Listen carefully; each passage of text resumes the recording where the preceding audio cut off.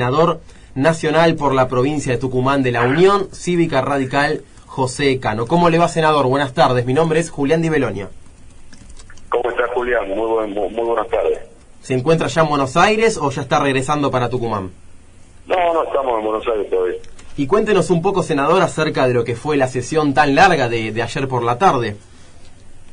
Bueno, la sesión tenía que ver con dos temas. Uno, la polémica que se había generado entre el gobierno de la ciudad, el jefe de gobierno y el ejecutivo en persona de la presidenta, vinculado al traspaso de los subte y de 33 líneas de colectivo, y el otro tema con la modificación de la Carta Orgánica Central. Y bueno, la verdad que el primer tema, uno lo que esperaba era que efectivamente se ha resuelto, o se hubiese resuelto en el ámbito de la madurez política que amerita que tanto el Poder Ejecutivo Nacional, que administra en muchos casos servicios que se cumplen o que se ejecutan en el gobierno de la ciudad, y el jefe de gobierno, a partir de que se había inclusive firmado un acta acuerdo, bueno, realmente me parece a través de especulaciones políticas de ambos lados, finalmente quedaron, digamos, los usuarios de este sistema de transporte como rehenes de un conflicto que finalmente el Senado de la Nación ayer transformó en ley el traspaso, y que nosotros votamos en disidencia en lo que se respecta a todo digamos, lo que se respecta al subsidio y al financiamiento que se requiere que se transfiere. Una vez que se transfiere este servicio, vaya con la partida presupuestaria correspondiente. El oficialismo, bueno, aprobó el dictamen, la sanción tal cual vino de la Cámara de Diputados, y nosotros presentamos en el artículo 2 y en el artículo 3 disidencia con respecto al proyecto oficial. Y en el tema del Banco Central, sin duda que, bueno, la derogación de la ley de convertibilidad, que no tiene mucho sentido porque hoy estamos con un régimen de cambio flexible. Y cuando hay un sistema de régimen de cambio flexible, la variable justamente es la relación del peso con el dólar, y no hace falta que la base monetaria digamos, que el Banco Central tenga una relación 1 a 1 con respecto al circulante. Así que en ese sentido, los fines multipropósitos que planteó el proyecto de ley, y puntualmente el tema de la derogación de la ley de convertibilidad, nosotros hubo consenso con respecto a esos enunciados. Lo que no estamos de acuerdo, por eso no acompañamos el dictamen de la mayoría, es que, bueno, la presidenta del Banco Central, en su presencia en el Senado, hay dos temas puntuales que no tuvo respuesta. El primero, un reconocimiento que hoy no hay reserva de libre disponibilidad, está sentado en la versión taquigráfica. El segundo, que no supo decir cuál es el nivel mínimo de reserva y de qué manera se va a calcular ese nivel mínimo de reserva, con lo cual se le está dando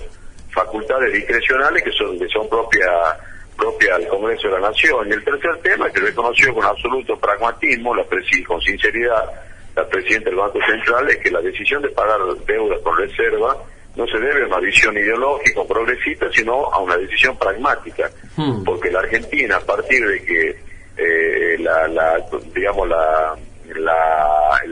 régimen por el cual se actualizan los bonos argentinos a través del sistema del CER, que está directamente relacionado con el índice inflacionario, quienes son tenedores o acreedores de esos bonos evidentemente están sufriendo una defraudación, porque se le ajusta con una inflación que no es la inflación real, y eso ha hecho que nosotros no podamos resolver el problema de la deuda como hace la mayoría de los países en el mercado, porque hoy no tenemos acceso, y si tenemos acceso al mercado es a tasas de interés usuraria por la situación hoy en la que se encuentra el país, ¿no es así?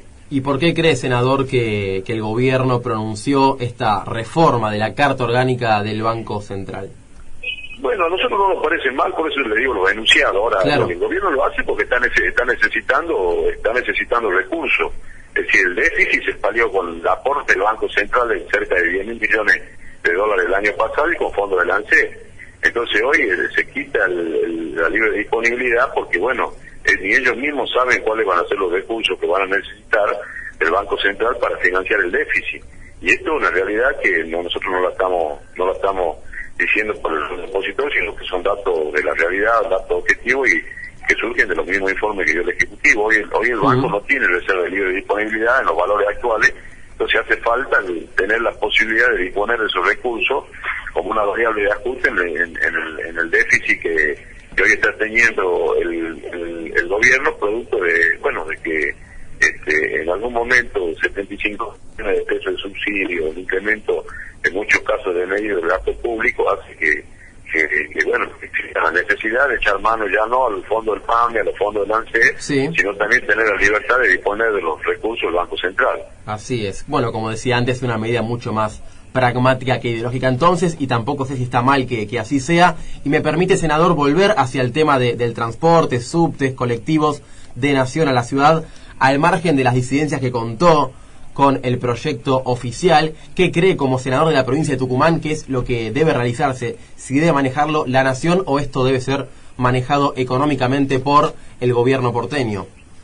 No, debe ser manejado por el gobierno porteño. Ayer yo tuve una diferencia de opinión con el senador Tabanchi, que me pareció, en primer lugar, hizo un planteo interesante de la coordinación que debe existir entre el gobierno de la ciudad, el gobierno de la provincia y el gobierno nacional, porque obviamente hay mucha gente que vive en la provincia que se traslada diariamente a la capital y debe haber una coordinación. Pero eso no digamos, acá no se puede desconocer que mientras en la zona más acomodada, capital, pagan tarifa a través del sistema de subsidios, tarifa eléctrica, de agua y de transporte, sustantivamente más económica de lo que pagamos los pobladores de la provincia del norte, que son las provincias más pobres. Entonces, Macri se tiene que hacer cargo, y aparte, puntualmente, él lo viene requiriendo. Es decir, tiene que administrar el sistema de los transportes públicos, tiene que administrar el sistema de juego, tiene que administrar digamos, todos los servicios que se prestan en el gobierno de su ciudad. Y lo que no se puede hacer es tener especulaciones políticas, firmar un convenio y después por la tragedia de Once y por cuestiones, digamos, que no tienen que ver con la discusión de fondo en sí, especular, ir a la justicia y borrar por el codo lo que se escribe con la mano. Lo que nosotros por eso garantizábamos en nuestro dictamen que no se puede hacer un corte abrupto de los subsidios que vienen recibiendo estos servicios. No se puede tampoco de un día para otro pretender que el gobierno de la ciudad se haga cargo del sistema de transporte y del aporte total con la quita de subsidios. Tiene que haber un paso intermedio, un paso progresivo, pero no queda en duda que la autonomía que reclaman desde el gobierno de la ciudad y que la reclaman todos los partidos políticos que forman parte de las propuestas de partidos de derecha hasta partidos de izquierda, se tiene que plasmar en hechos concretos, y me parece que lo de ayer en el Congreso fue un hecho concreto, de darle al gobierno de la ciudad que administre el sistema de subte y las 33 líneas de colectivo. Senador José Cano, Sebastián Auro lo saluda, ¿qué tal? ¿Qué tal? ¿Cómo le va? Bien, por suerte. Y la pregunta remite a otro tema que ha tratado usted y quiero que nos comente a nosotros y a la audiencia cuál será esta denuncia penal que va a presentar usted, que ha denunciado la consecuencia de un fraude entre el Estado y las obras sociales. ¿Qué opinión tiene al respecto? ¿Cuál es esta denuncia?